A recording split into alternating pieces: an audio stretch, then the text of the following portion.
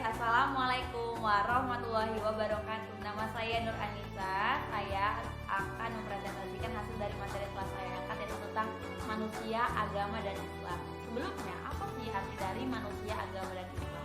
Manusia, agama, dan Islam punya masalah yang sangat penting. Kenapa? Karena ketiganya itu punya pengaruh besar dalam pembinaan generasi yang akan datang. Kita harus tetap beriman kepada Allah. Kita beragama Islam, kita harus tetap beriman kepada Allah dan tetap berpegang kepada nilai-nilai agama tersebut. Nah, kalau di Indonesia sendiri ada 5 agama. Yang pertama itu Islam, Kristen, Buddha, Konghucu, dan Katolik. Nah, dari sini agama tersebut mempunyai nilai atau ajaran-ajaran tertentu. Agama itu punya sarana yang menjamin kelapangan dada dalam individu atau menumbuhkan ketenangan hati pemeluknya.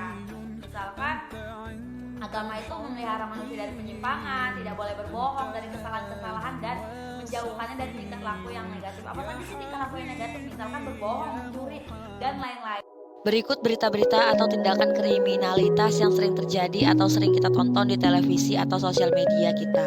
Pentingnya beragama dan berilmu adalah sebagai berikut, bukan hanya sekedar muslim KTP, tetapi adanya pemahaman tentang Islam dan kaitan dengan ketentuan-ketentuan yang berlaku, apa saja yang diperbolehkan atau dilarang dalam Islam. Sendiri bukan hanya mengatur tentang membaca Al-Quran, tentang berpuasa, tentang beribadah haji, tentang sholat, tetapi banyak hal-hal lain di dalam kehidupan kita yang masuk ke dalam ajaran agama Islam, mulai dari memakai sandal, mulai dari makan, mulai dari etika, berjalan, dan lain-lain. Berikut tips belajar agama pada saat kita sibuk.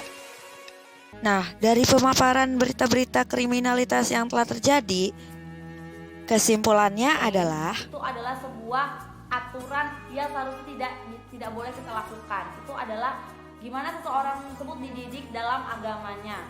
Nah, Islam, pengertian yang ketiga yaitu Islam. Islam itu berbagai ketentuan yang menjamin orang-orang melaksanakan hukum-hukumnya akan mencapai tujuan yang tinggi. Misalkan kita tidak boleh berbohong, kita tidak boleh mencuri, kita tidak boleh berzina, dan lain-lain. Itu punya ketentuan dan standar yang masing-masing gitu. Apa saja sih tujuannya, dan ini adalah mencapai tujuan yang tinggi. Selanjutnya yaitu agama Islam dapat berperan dan fungsi manusia yang dapat dikembangkan oleh sebagai individu.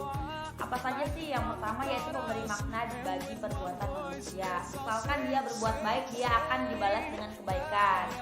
Dan yang kedua adalah alat kontrol bagi perasaan dan emosi. Bagaimana seseorang mengatur amarah dia, tidak boleh terus marah, tidak boleh mengeluapkan emosi, dan lain-lain, itu sudah diatur dalam agama Islam. Yang ketiga, pengendali bagi hawa nafsu terus berkembang. Misalkan kita diajarkan berpuasa, kita bagaimana kita mengendalikan hawa nafsu kita tidak makan, tidak minum, dan lain-lain. Yang keempat yaitu pemberi reinforcement komen atau dorongan penguat, di mana kecenderungan berbuat baik pada manusia. Kita diajarkan untuk saling menolong pada saat ada teman yang kesusahan, itu adalah dorongan penguat. Yang kelima yaitu penyimbang bagi kondisi psikis yang berkembang.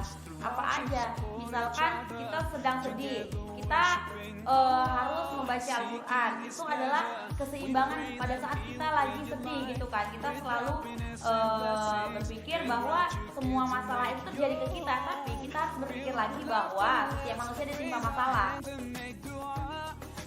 Nah, ada pula hidayah Allah untuk manusia adalah hidayah yang berarti dalam Islam petunjuk yang diberikan oleh Allah pada makhluk hidup agar mereka sanggup menghadapi tantangan kehidupan. Seperti itu, ada 4 tingkat hidayah yang diberikan manusia dari Allah Subhanahu wa taala. Yang pertama, hidayah dzaruriyah atau bersifat instintif, di mana tuh petunjuk kehidupan yang diberikan oleh Allah Subhanahu wa taala.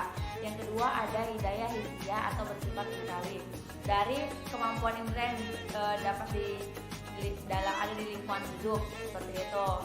Misalnya daripada kita melihat sesuatu dari agama tersebut dan berpindah ke agama Islam.